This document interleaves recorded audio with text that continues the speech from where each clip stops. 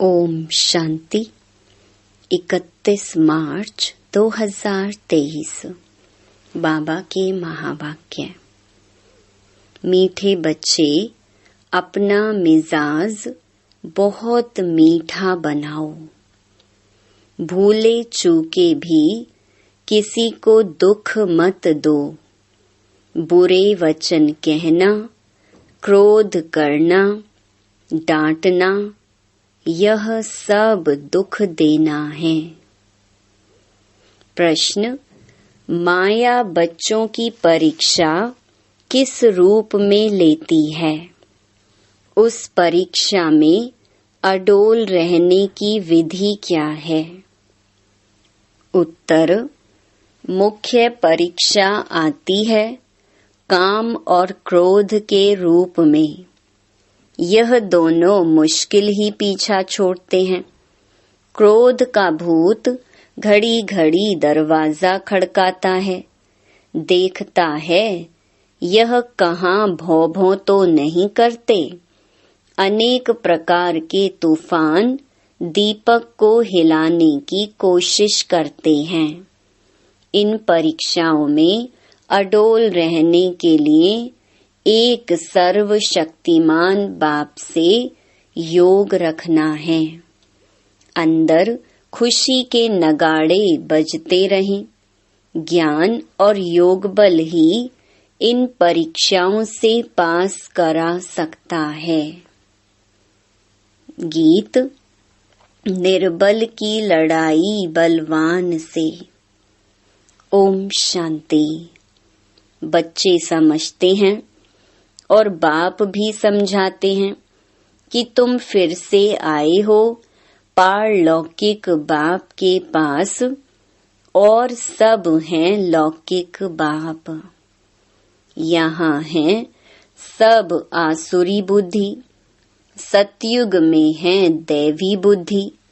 आसुरी के बाद फिर दैवी जरूर बनना है। आसुरी और दैवी, पतित और पावन में फर्क बहुत है।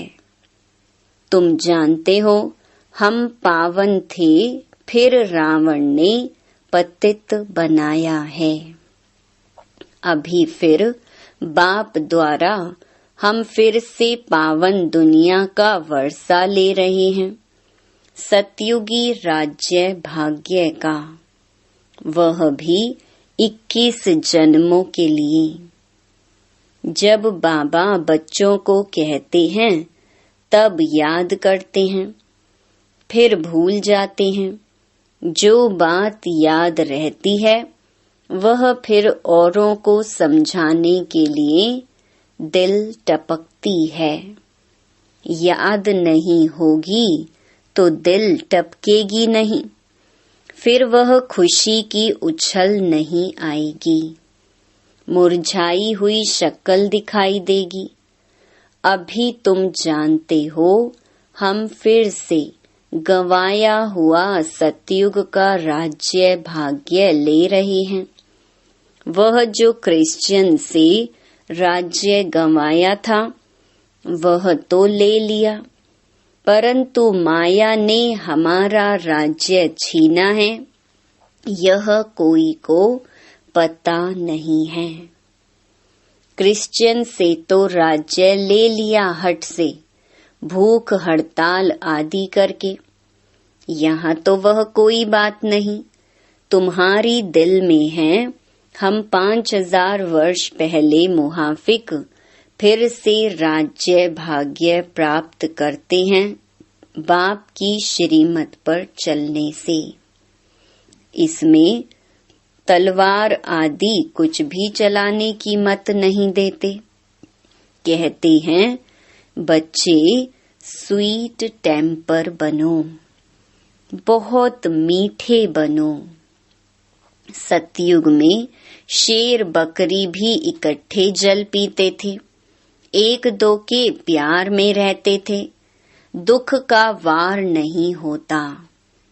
यहाँ दुख का वार बहुत होता है। काम कटारी चलाना यह भी दुख का वार है। किसको बुरे वचन कहना व क्रोध करना, डांटना, यह भी दुख देना है। बाप कहते हैं किसको भी यह दुख नहीं देना है। अपना मिजाज बहुत मीठा बनाओ।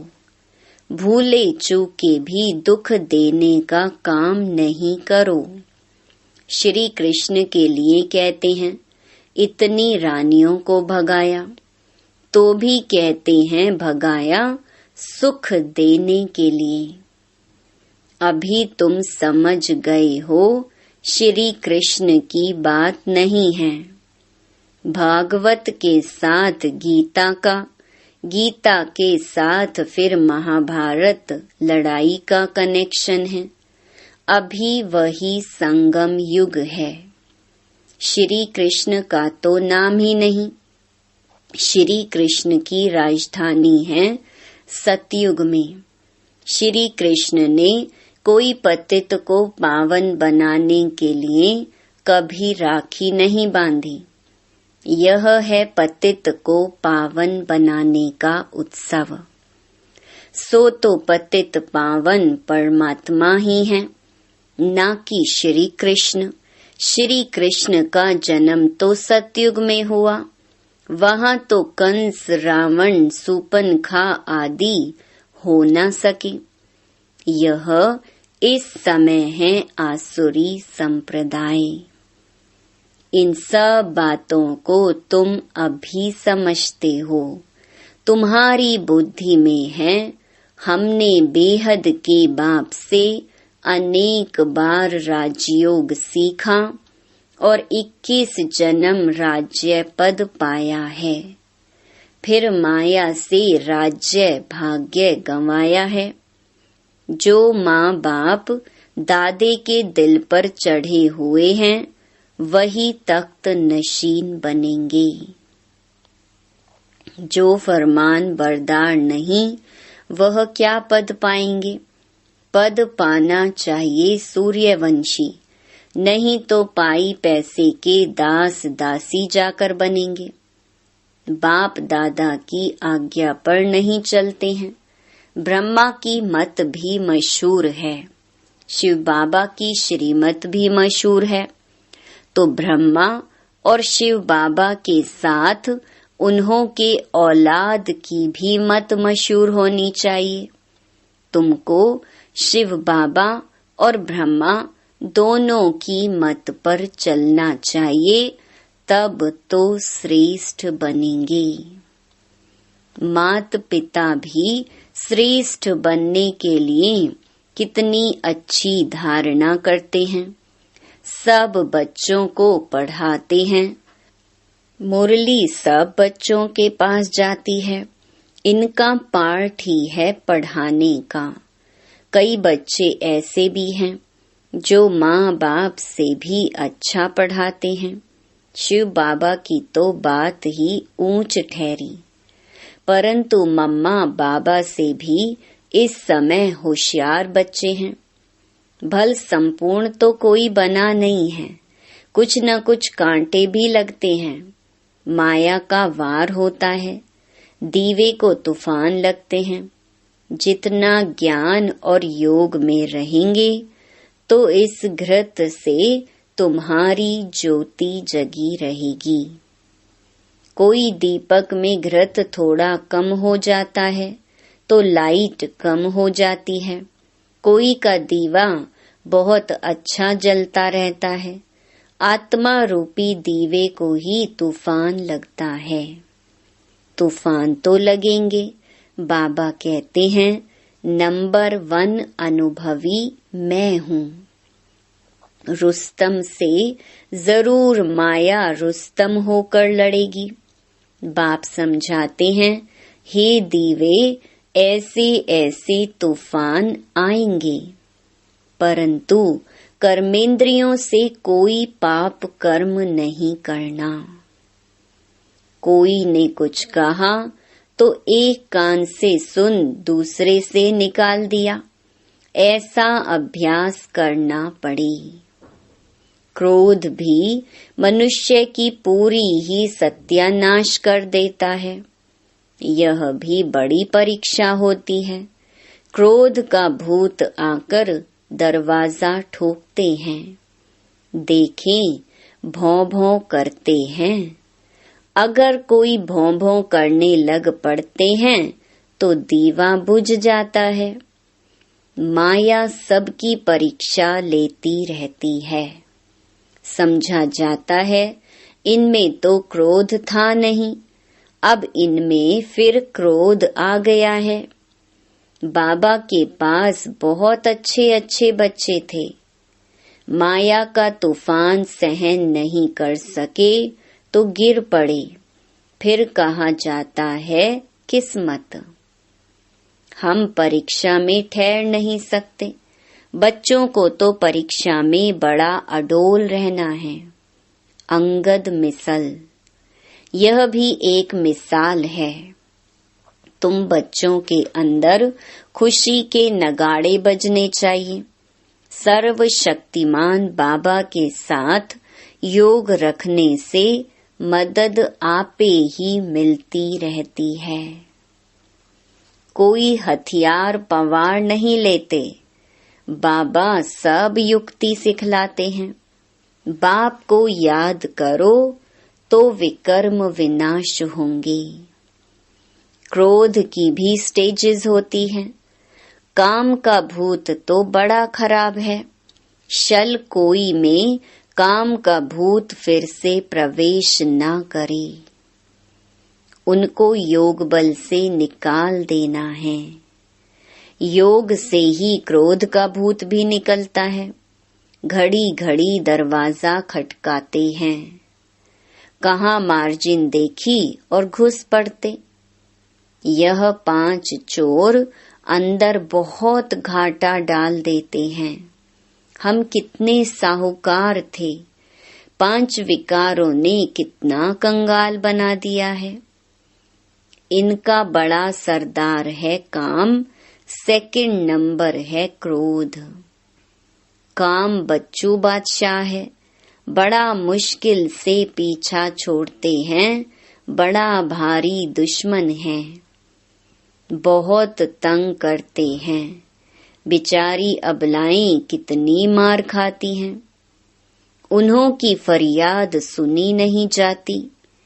यह फरियाद सिर्फ एक बाप ही सुनने वाला है। परंतु वह भी सच्चे जो होंगे उन्हों की सुनेंगे, झूठों की नहीं। तो यह विकार मनुष्य को एकदम डर्टी बना देते हैं।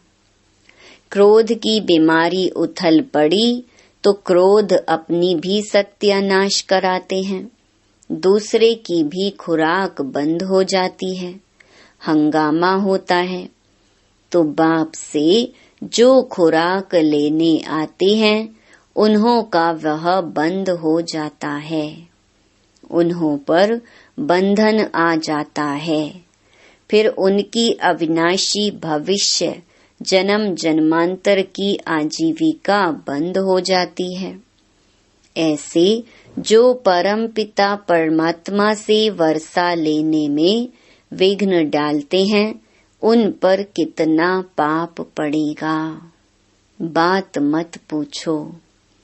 वह जैसे कि अपने ऊपर कृपा के बदले श्राप डालते हैं। कोई ट्रेटर बन जाते हैं तो कितने का नुकसान करते हैं। भविष्य हीरे जैसा जीवन बनाने में रुकावट पड़ती है। इसलिए बाप कहते हैं महापापी, महाबेसमझ, महाकमबख्त देखना हो तो यहाँ देखो। कोई अखबार में उल्टा सुल्टा डाल देते हैं तो बिचारी माताओं पर कितनी आपदाएं आ जाती हैं। जानते हुए और फिर कुछ करते हैं तो उन पर धर्मराज की कितनी मार पड़ेगी। बाप कहते हैं ऐसा काम कोई नहीं करे जो ट्रेटर बने और अबलाओं पर अत्याचार हो। उनको गाजी भी कहा जाता है।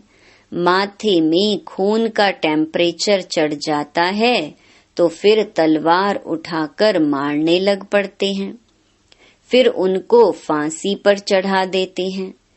यहाँ भी ऐसे बन पड़ते हैं। कोई में क्रोध का भूत आ जाता है तो कितनों की आजीविका बंद कर देते हैं। बाप कहते हैं ऐसे के लिए फिर बहुत कड़ी सजा है। जो ट्रेटर बन विघ्न डालते हैं उनके ऊपर बड़ा पाप चढ़ता है। चढ़े तो चाखे वैकुंठ रस, गिरे तो एकदम चकनाचूर। या तो वैकुंठ का मालिक या तो नौकर चाकर, ऐसा काम जो करेगा तो इतना ही पाप आत्मा भी बनेगा। बहुतों को दुख देने के निमित्त बन जाते हैं। बाबा को तरस पड़ता है। माताओं का तो रिगार्ड रखना है। वंदे मातरम गाई जाती हैं। बाप आकर कलश माताओं पर रखते हैं। उन पर अत्याचार बहुत होते हैं तो सिकी लधे बच्चों को मदद बहुत देनी चाहिए। अगर कोई मदद के बदले और ही उल्टा काम करते हैं तो कितना नुकसान हो जाएगा। बहुत सपूत बनना है। असुर को देवता बनाना है। बाबा तुम्हारा जीते जी नया चित्र बनाते हैं। आर्टिस्ट लोग चित्र बनाते हैं ना, फिर जो बहुत अच्छा बनाते हैं उनको इनाम मिलता है। यह बाप कहते हैं मैं ज्ञान और योग बल से तुम्हारे चित्र ऐसे बना रहा हूँ जो तुमको यह शरीर छोड़ने के बाद एकदम फर्स्ट क्लास शरीर मिल जाएगा। तो मनुष्य से देवता बन जाएंगे। ज्ञान योग बल से तुम कितने गोरे बन जाते हो। बाबा जैसा फर्स्ट क्लास कारीगर कोई होता नहीं। यह बाप का ही काम है मनुष्य को देवता बनाना। यह है नंबर 1 सर्विस जिससे सारी दुनिया पलट जाती है। उस स्वीट फादर को कोई जानते नहीं। सर्वव्यापी कह देते हैं। मनुष्यों की बुद्धि में यह भी नहीं है कि यह नरक पतित दुनिया है। यह सिर्फ तुम बच्चों की ही बुद्धि में है। बड़े बड़े करोड़पति सबका धन मिट्टी में मिल जाएगा। बड़े दुखी हो मरेंगे। आजकल तो बड़े बड़े आदमियों को भी मारते रहते हैं। दुश्मनी कड़ी हो जाती है तो बात मत पूछो। बड़ा खराब समय आना है। अब तुम बच्चे पुरुषार्थ कर रहे हो भविष्य के लिए, और कोई भी भविष्य के लिए पुरुषार्थ नहीं करते हैं। पुरुषार्थ में फिर माया भुला देती है, फिर जैसे के वैसे बन जाते हैं। माया एकदम मुंह फेर देती है, इसीलिए बहुत संभाल करनी है। जितना हो सके खुशी से बाबा को याद करना है। हम बाप से 21 जन्म सुख का फिर से वर्षा ले रहे हैं। बाप को याद करने से खुशी होगी। वह इन आँखों से महल आदि देखते हैं तब खुशी होती है। तुम दिव्य दृष्टि से अथवा ज्ञान के तीसरे नेत्र से जानते हो कि हम बाप से सदा सुख का वर्षा लेते हैं। अगर बाप की मत पर चलेंगे तो सावधान तो करते रहते हैं, बच्चे श्रीमत पर बहुत मीठे बनो, चुप रहो और बाप को याद करो। तुम बच्चों जैसा सौभाग्यशाली इस सृष्टि पर कोई नहीं है। तुम स्वर्ग का मालिक बनते हो, वहाँ बड़ा सुख है। यह भी जानते हैं राजयोग वही सीखेंगे जो कल्प पहले सीखे होंगे। तुम देखते हो पंडे सर्विस कर फूलों को व कलियों को बागवान के पास ले आते हैं, फिर उन्हों को सर्विस की ऑफरिंग भी मिलती है। ज्ञान है बहुत सहज। इस जीवन को मोस्ट वैल्यूएबल कहा जाता है, पत्थर से हीरे जैसा। गरीब से साहूकार बनते हैं। गाया हुआ भी है, अतीन्द्रिय सुख में जीवन गोप गोपियों से पूछो। कौन से गोप गोपियां? जैसे बाबा ने सुनाया, यह है बड़ी लॉटरी। बाप स्वर्ग का रचयिता है, तो बाप और स्वर्ग को याद करना बहुत सहज है। विश्व का मालिक बनना कम बात थोड़े ही है। वहाँ दूसरा कोई धर्म होता नहीं। बच्चे जान गए हैं कि हमने आधा कल्प अनेक प्रकार के दुख देखे हैं। अब बहुत अच्छा पुरुषार्थ करना चाहिए। इस दुनिया में कोई सुखी हो नहीं सकता। वहाँ तो सब सुखी होंगे। ऐसे सुख के राज्य में ऊंच पद पाने में मजा बहुत है। बॉक्सिंग में घड़ी घड़ी थप्पड़ खाते गिरते नहीं रहना है। विकार में गिरा तो एकदम जोर से चोट लग जाती है। क्रोध भी बहुत खराब है। घड़ी घड़ी चोट नहीं खानी चाहिए, नहीं तो गिर पड़ेंगे। अच्छा, मीठे मीठे सिकिलधे बच्चों प्रति मात पिता बाप दादा का याद प्यार और गुड मॉर्निंग। रूहानी बाप की रूहानी बच्चों को नमस्ते। धारणा के लिए मुख्य सार। पहला, ऐसा कोई भी कर्म नहीं करना है जो अपने ऊपर कृपा के बजाय श्राप आ जाए। कोई भी भूत के वश हो, ट्रेटर कभी नहीं बनना है। दूसरा, श्रीमत पर बहुत बहुत मीठा बनना है, चुप रहना है। बहुत मीठे मिजाज से बात करनी है। कभी काम या क्रोध के वश नहीं होना है। वरदान, सरल संस्कारों द्वारा अच्छे बुरे की आकर्षण से परे रहने वाले सदा हर्षित मूरत भव।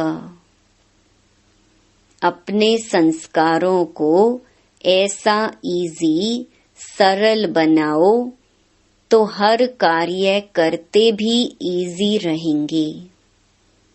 यदि संस्कार टाइट हैं तो सरकमस्टांस भी टाइट हो जाते हैं।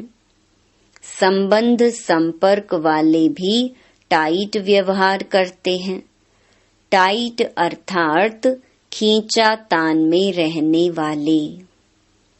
इसलिए सरल संस्कारों द्वारा ड्रामा के हर दृश्य को देखते हुए अच्छे और बुरे की आकर्षण से परे रहो।